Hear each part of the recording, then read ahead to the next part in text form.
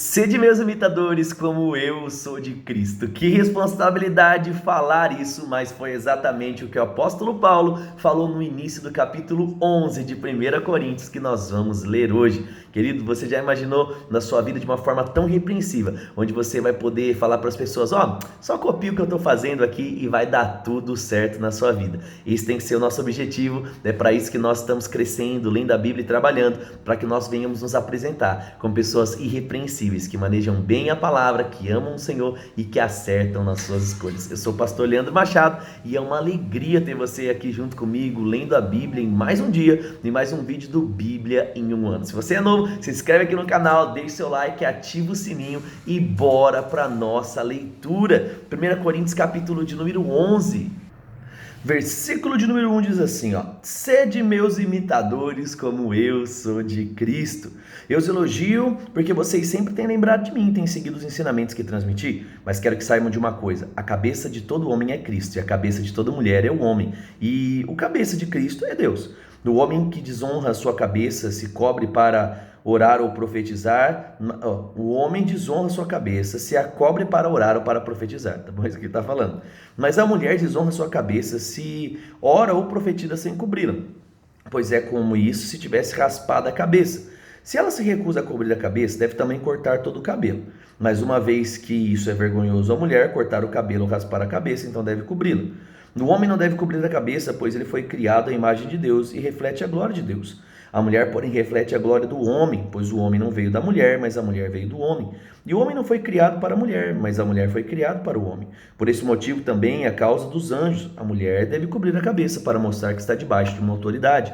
Dentre o povo do Senhor, porém, as mulheres não são independentes dos homens, e os homens não são independentes das mulheres. Pois embora a mulher tenha vindo do homem, o homem nasce da mulher, e tudo vem de Deus. A gente percebe que algumas pessoas de uma forma errada, lê esse texto tentando desprezar um lado, desprezar o homem. Gente, deixa eu falar uma coisa para você, Deus não fez o homem para desprezar a mulher, nem a mulher para desprezar o homem. Deus, ele fez cada um diferente. Isso não torna um maior ou pior, nos torna diferentes, cada um com a sua função, tá bom? E aí ele diz, verso 13, julguem por si mesmos se é correto uma mulher orar a Deus em público sem cobrir a cabeça. A natureza não deixa claro que é vergonhoso o homem ter cabelo comprido, e as mulheres não se orgulham do seu cabelo comprido, pois lhes foi dado como um manto este. Mas se alguém quiser discutir a respeito disso, digo simplesmente que não temos outro costume, e outras igrejas de Deus pensam da mesma forma. Então a gente percebe que ele está falando aqui sobre usos e costumes, sobre tradições, principalmente dentro de um contexto da época, onde era muito feia a mulher raspar o cabelo, porque as prostitutas da época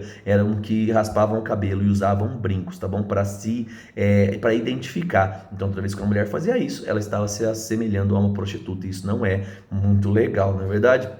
Bora lá então, aqui agora, nós vamos parar aqui 16, que a gente vai continuar 17 amanhã, e nós vamos ler 2 Reis, capítulo de número 4, então bora lá, Samuel, Reis, Crônicas, Esdras, Mister Jó. Você lembra da musiquinha? Então bora lá aqui, 2 Reis, capítulo de número 4, a gente viu Deus dando a vitória aqui, para o povo de Israel, segundo a profecia de Eliseu. Bora lá agora, 2 Reis 4 diz assim, Certo dia, uma viúva e um dos membros do grupo dos profetas foi pedir ajuda a Eliseu. Meu marido o servia e morreu. E o Senhor sabe como ele temia o Senhor. Agora veio um credor e ameaça levar meus 2 filhos como escravos. O que posso fazer para ajudá-la? Perguntou Eliseu. Diga-me que você tem uma casa. Diga-me o que você tem em casa. Não tenho nada exceto uma vasilha de azeite, respondeu ela. Então Eliseu disse, tome emprestado muitas vasilhas dos seus amigos vizinhos, quantas puder. Depois entre na casa com seus filhos e feche a porta. Derrame nas vasilhas o azeite que você tem e separe-as quando estiverem cheias. A viúva seguiu as instruções de Eliseu e seus filhos traziam vasilhas e ela enchia. Logo todas as vasilhas estavam cheias até a borda. Traga mais uma vasilha, disse ela a um dos filhos. Não acabaram as vasilhas, respondeu ele. E então o azeite parou de correr. Quando ela contou ao homem de Deus o que havia acontecido, e ele disse, agora venda o azeite e paga suas dívidas. Você e seus filhos poderão viver do que sobrar. Olha que coisa fantástica, se tivesse mais vasilha, Deus encheria de mais azeite. Tem muita gente que prega e fala, né? Segundo a sua disponibilidade, a graça e a unção vai se manifestar. Eu acredito que isso pode aplicar também com uma boa pregação. Verso de número 8. Certo dia Eliseu foi à cidade de Sunem e uma mulher rica morava na cidade, convidou para fazer uma refeição em sua casa. Depois disso, sempre que ele passava por lá, parava na casa dela para comer. A mulher disse ao seu marido: sem dúvida esse homem sempre passa por aqui e é um santo homem de Deus. Vamos construir um quartinho para ele no terraço, mobiliado com uma cama, com uma mesa, uma candeeira e uma lâmpada. Assim, quando ele passar por aqui, terá um lugar para ficar. Um dia Eliseu voltou ao Sunem, subiu ao quarto para descansar e disse ao seu servo Geazi: chame a sunamita. Quando ela veio, Eliseu disse a Geazi: diga-me, somos gratos por sua bondade e seu cuidado conosco. O que podemos fazer por você? Podemos falar em seu favor ao rei ou comandante do exército? Não, respondeu ela. Minha família cuida bem de mim. Mais tarde, Eliseu perguntou a Geazi: o que podemos fazer por ela? Geazi respondeu: ela não tem filhos e o marido é idoso. Chame-a de novo, disse Eliseu. A mulher voltou e enquanto ela estava à porta do quarto, Eliseu disse: no ano que vem, a essa época, você estará com um filho nos seus braços. Não, meu senhor, exclamou ela. Por favor, homem de Deus, não me dê falsas esperanças. Mas de fato a mulher ficou grávida e no ano seguinte, naquela mesma época, teve um filho, como Eliseu tinha dito. Certo dia, quando o menino estava mais crescido, saiu para acompanhar o pai, que estava no campo com os ceifeiros. De repente o menino gritou: ai, ai, ai, que dor na cabeça. Seu pai disse a um dos servos: leve-o para casa, para a mãe dele. O servo levou o menino para casa e a mãe o segurou no colo, mas por volta do meio-dia ele morreu. Ela o carregou para cima e o deitou na cama do homem de Deus, fechou a porta e o deixou ali.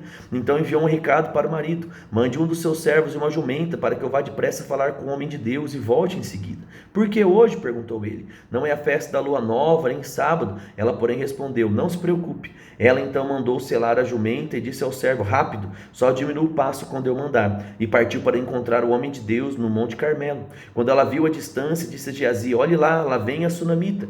Corre ao seu encontro e pergunte: está tudo bem com a senhora, com seu marido e com seu filho? A mulher respondeu: sim, está tudo bem. Mas quando ela chegou, o homem de Deus no monte o abraçou os pés e disse, abraçou os pés dele, e Geazi quis afastá-la, mas o homem de Deus disse: deixa em paz. E ela está profundamente angustiada, porque o Senhor não me revelou o motivo. Então a mulher disse: acaso eu lhe pedi um filho, meu senhor? Não disse que me desse falsas esperanças? Eliseu disse a Geazi: prepare-se para viajar, pegue o meu cajado e vá. Não cumprimente ninguém pelo caminho. Quando chegar, coloque o cajado sobre o rosto do menino. Mas a mãe do menino disse: tão certo como vive o Senhor e tão certo como sua própria vida, não voltarei para casa se o Senhor não for comigo. Então Eliseu voltou junto dela. Geazi foi à frente e colocou o cajado sobre o rosto do menino, mas não aconteceu nada. Não havia sinal de vida. Então Geazi voltou para encontrar-se com Eliseu e lhe disse: o menino ainda não despertou. De fato, quando Eliseu chegou, o menino estava morto, deitado em sua cama. Eliseu entrou sozinho no quarto, fechou a porta e orou ao Senhor.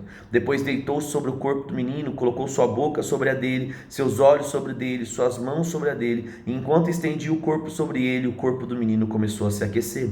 Eliseu se levantou, andou de um lado para o outro no quarto, e em seguida estendeu as mãos novamente sobre ele, e dessa vez o menino espirrou 7 vezes e abriu os olhos. Eliseu chamou Geazi e lhe disse: chame a sunamita. Quando ela entrou, ele lhe disse: aqui está seu filho. Ela caiu aos pés do profeta e se curvou diante dele, então pegou o filho e saiu. Verso 38, que coisa da hora, né? Eliseu então voltou a Gilgal, onde havia fome na terra. Certo dia, quando um grupo de profetas estava sentado diante dele, ordenou ao seu servo: ponha fogo em uma panela grande e faça um ensopado para o resto do grupo. Um dos profetas foi ao campo apanhar as ervas, encontrou uma trepadeira do campo e voltou trazendo frutos silvestres em sua capa. Cortou os frutos em pedaços, colocou na panela, sem saber exatamente o que eram. O ensopado então foi servido aos homens, mas assim que provaram alguns bocados, gritaram: homem de Deus, há veneno nesse ensopado, e não puderam comê-lo. Então Eliseu disse: traga-me um pouco de farinha. Ele então jogou a farinha na panela e disse: agora podem comer, o ensopado não vai fazer mal. Outro dia, que coisa, cara, esse negócio muito louco, tá envenenado, traz farinha aqui, né? Aí depois essa fonte tá envenenada, traz sal aqui. É muito doido. As inspirações de Deus, né, elas são diferentes em cada situação. E ele diz, verso 42, outro dia um homem de Baal-Salisa trouxe comida para um homem de Deus, 20 pães de cevada feitos dos primeiros grãos da colheita e também grãos frescos. Eliseu disse: distribua entre o povo para que comam. Como vamos alimentar 100 pessoas com só isso? Perguntou o seu servo. Mas Eliseu repetiu: distribua entre o povo para que comam, pois assim diz o Senhor, todos comerão e ainda sobrará. E quando distribuíram o alimento, houve suficiente para todos e ainda sobrou, como o Senhor tinha dito. Muitas vezes a gente fala só da multiplicação de pães de Jesus, mas aconteceu com Eliseu. Olha que coisa doida, se os discípulos tivessem lido um pouquinho mais das histórias dos profetas, eles saberiam o que Deus podia fazer e de fato fez através de Jesus. E aí, você já sabia que no Velho Testamento tem uma multiplicação de pães? Se você já sabia, escreve aqui. É claro que eu sabia, pastor. Se você acabou de aprender, então escreve aqui. Pastor, não acredito. Coloca, aprendi agora. Querido, que coisa legal, a gente vai lendo e a gente vai crescendo. Eu particularmente não lembrava da multiplicação de pães do Velho Testamento e agora voltei a lembrar. Que coisa boa, né? Muito bom. Vamos avançar então agora, a gente vai ler Amós, capítulo de número 9 e fechar a última profecia aqui de Amós, né? Amanhã vamos começar Obadias e a gente viu aqui Amós falando sobre muita coisa ruim que iria acontecer. E agora, será que as coisas vão acontecer de uma forma boa? Será que Amós vai falar de uma luz no fim do túnel? Vamos ver. Amós 9:1. Então viu o Senhor de pé junto ao altar e ele disse: golpeie o alto das colunas do templo para que os alicerces tremam. Derruba o telhado sobre a cabeça do povo que estiver embaixo. Matarei a espada os que sobreviverem. Ninguém escapará. Ih, tá ruim, hein? 2. Ainda que cavem até o lugar dos mortos, estenderei a mão e arrancarei cada um de lá. Ainda que subam os céus, os farei descer. Ainda que escondam no topo do Carmelo, os buscarei e tirarei de lá. Ainda que se escondam no fundo do mar, enviarei serpentes marinhas para que os mordam. Ainda que seus inimigos levem para o exílio, ordenarei que a espada os mate. Estou decidido a trazer calamidade sobre eles e não bem. O soberano Senhor dos exércitos toca a terra e ela se derrete, e todos que nela habitam agora lamentam. A terra se levanta como Nilo e o rei do Egito na época das enchentes, depois tudo afunda. O Senhor constrói sua casa até os céus e estabelece seus alicerces sobre a terra. Ele tira a água dos oceanos e derrama sobre a terra. O Senhor é o seu nome. Acaso vocês, israelitas, são mais importantes para mim que os etíopes? Diz o Senhor. Tirei Israel do Egito, mas também tirei os filisteus de Creta e os arameus de Quir. Eu, Senhor soberano, vigio a nação pecaminosa de Israel. Eu a varrerei da face da terra, mas jamais destruirei por completo o povo de Israel, diz o Senhor.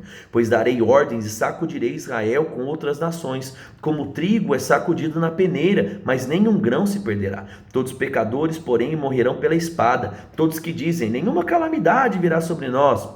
Naquele dia, restaurarei a tenda caída de Davi. Olha que legal. Deus fala sobre muitas coisas ruins e agora ele fala sobre restauração. E ele diz, e consertarei os muros quebrados. Das ruínas, reconstruirei e restaurarei a antiga glória. Israel possuirá o que restar de Edom e de todas as nações chamarei para serem agora minhas. O Senhor falou e fará essas coisas. Virá o tempo, diz o Senhor, em que o trigo e as uvas crescerão tão rápido que o povo não dará conta de colher. Vinho doce gotejará das videiras do alto das colinas de Israel.